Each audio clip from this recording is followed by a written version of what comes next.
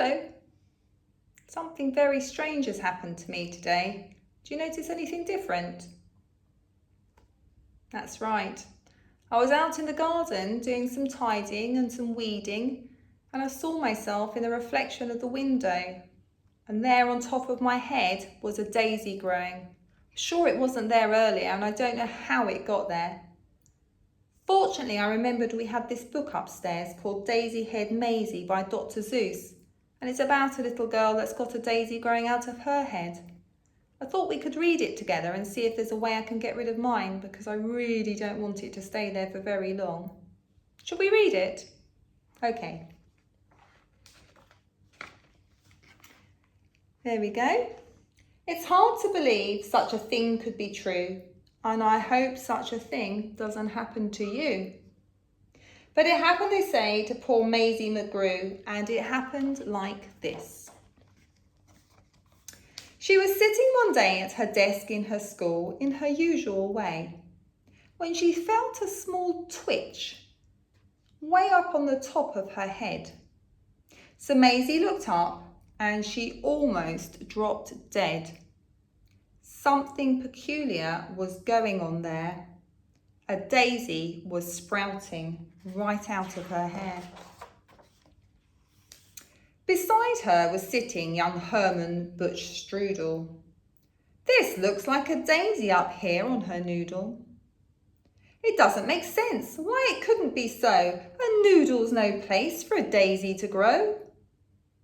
Then up spoke another boy, Einstein Van Tass, the brightest young man in the whole of the class. It's a very odd place to be sprouting a daisy, but nevertheless one is growing on Mayzie. Hey, look it, cried Butch, right here in this room. Daisy head Mayzie, she's bursting in bloom. Miss Sneecher the teacher came rushing up quick. Such nonsense, some child here is playing a trick. Which one of you boys stuck out that thing in her hair? You know that a daisy could never grow there. But teacher, said Butch, I saw the thing rise right out of her head with my very own eyes. Just give it a yank if you think I tell lies. But Miss Sneecher had heard quite enough of this talk. Mayzie, hold still. Let me get at that stalk. Ouch! hollered Mayzie. Quit yanking, Butch said. You're giving her pains. I bet that those roots go way down into her brains. The kids in the class started shouting like crazy. Daisy head, Daisy head, Daisy head Mayzie. Children, be quiet. Good grief and alas. Miss Sneecher was shocked by the noise in her class. I've taught in this room 20 years, maybe more, but I've never seen anything like this before. I'll have to report it. You'll just have to come to the principal's office and show Mr. Grum. Now the principal, good Mr. Gregory Grum, was a very wise man, just as smart as they come. He knew more than anyone else in this nation about long division and multiplication. He knew all the answers, why oceans were deep, why skies are so high and mountains so steep. He should have the answer to this thing on Mayzie. Let's see. My word, he declared, it's a genuine daisy. I've seen them quite often in fields growing wild, but never before on the head of a child. Now, what in the world ever made this thing sprout? I have no idea, but I'm going to find out. It says here, it says daisies grow on the land. They grow between rocks. They grow also in sand. It mentions right here they can grow in a pot, but mention the head of a girl. It does not. Daisies, it says, sometimes grow in Alaska, also Missouri, Rhode Island, Nebraska. They grow in Japan and in Spain and Peru, in India, France and in Idaho too. They grow in South Boston and also in Rome, but why should they grow on this little girl's dome? Say, look it, said Mayzie. It's wilting, it's drooping. How wonderful, Mayzie. It soon will be dead and you'll be rid of that daisy.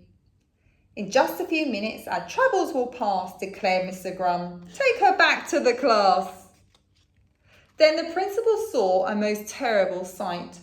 The daisy was dying, and that was all right. But that daisy was part of poor Mayzie McGrew, and Mayzie was starting to wilt away too. Teacher, said Grum, you know what I think? They're both going to die. Hurry, bring them a drink. That Daisy, that girl's the worst problem in town. You take her away and you make her lie down. You lock her up tight in that room down the hall. There are quite a few numbers that I've got to call. Get Maisie's parents on the end of the line. I need them here quickly whilst there's still time. On the phone, Maisie's mum asked, what's all the fuss? Then, goodness to Betsy, I'll catch the next bus. A call on the shoe store reached Mr. McGrew. He answered while holding a customer's shoe. Yes, this is... Oh no, I really must go. A doctor should see her, the principal said, an expert on plants, like the one on her head. So he called Dr. Eisenbart, who said, what a trick! My stethoscope's packed, I'll be there in a tick. Wait, Doc, said his patient, I'll come along too. My brother's a vet, and he knows this McGrew. When he heard Finch the florist grabbed for his shears, I'll be there just as soon as my truck can change gears. Meanwhile, poor Lazy lay down on a couch. The daisy slumped down on its leaves in a slouch. But the window was open because it was warm, and in sweet smelly Daisy attracted a swarm of bees. Bzzz, bees, bees! The faster she ran, the faster they flew. So Mayzie kept running. What else could she do? She attempted to hide behind Officer Thatcher, who cut out his hat like a bumblebee catcher. The bees took his hat. Thatcher said, I'm no fool, and ran after Mayzie back to the school. Principal Grum didn't know what to do. It's worse, cried Miss Schnitzer, much worse than we feared. The Daisy and Mayzie have both disappeared. Behind her came charging Mr. McGrew, chased by a customer chasing his shoe. Finch the florist, Dr. Eisenbart too, Dr. Eisenbart's patient and Mrs. McGrew. Then through the window with Officer Thatcher, who slammed the pane shut so the bees couldn't catch her, jumped Mayzie McGrew. To the floor in a splatter with the daisy still there, except taller and flatter. My poor little daughter, the daisy, it's true, I'm going to faint, cried Mrs. McGrew. Said the florist, there's no need for tears, just because there's a daisy between her two ears. I'll snip it right off with my sharp pruning shears. She's my patient, don't touch her, you mustn't stand near, you must stand apart, we have to have room, said Dr. Eisenbart. I think that Mayzie and her plant could help me get a research grant. So he's hoping to get benefit from it. And then the door opened wide and the mayor stepped inside. At meetings and greetings there was none to compare. He was best at long speeches chock full of hot air. I promise my friends that if I am re-elected, this Daisy or Mayzie will be disconnected. The law of our fathers is simple and sound. Daisies belong and should stay in the ground. The rest are illegal. We'll bar them from town. From the back came a voice, sometimes loud, sometimes slick, of a wheeler and dealer who knew every trick. I'm Finnegal, the agent. You've heard of me, I'm sure. I represent young what's-his-name and others now on tour. But Mayzie, you're so special. Please let me shake your hand. Your talent is a wondrous string, unique in all the land.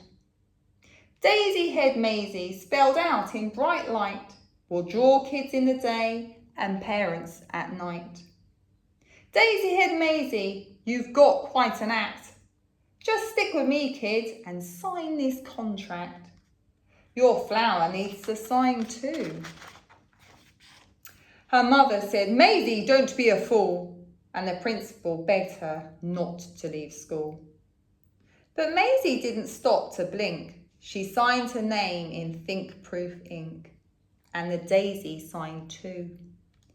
Daisy head fever was gripping the nation. It had quickly become a worldwide sensation.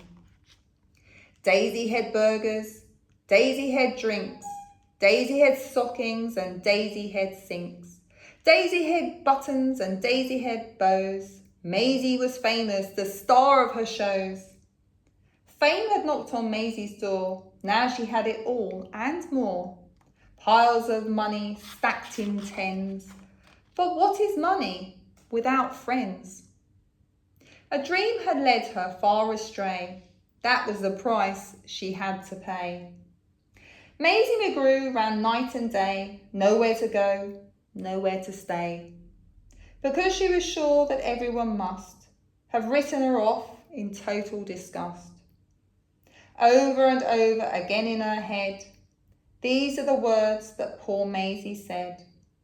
I can never go home, nobody loves me, nobody loves me, nobody loves me. Nobody loved her. Poor Mayzie McGrew. It's hard to believe such a thing could be true. And maybe that's why, then this daisy above, when Mayzie below began talking of love. Well, you know about daisies, when love is in doubt, the job of a daisy is try and find out.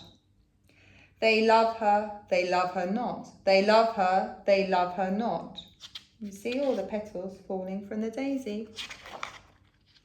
Don't worry, Mayzie. They love you. They love me. And you see all of the petals are dropped. And the last one said that all of her family and all of her friends loved her. Well, that's how it all happened. The thing went away and Mayzie McGrew is quite happy today. Back at her studies and doing just great in all of her subjects in room number 8.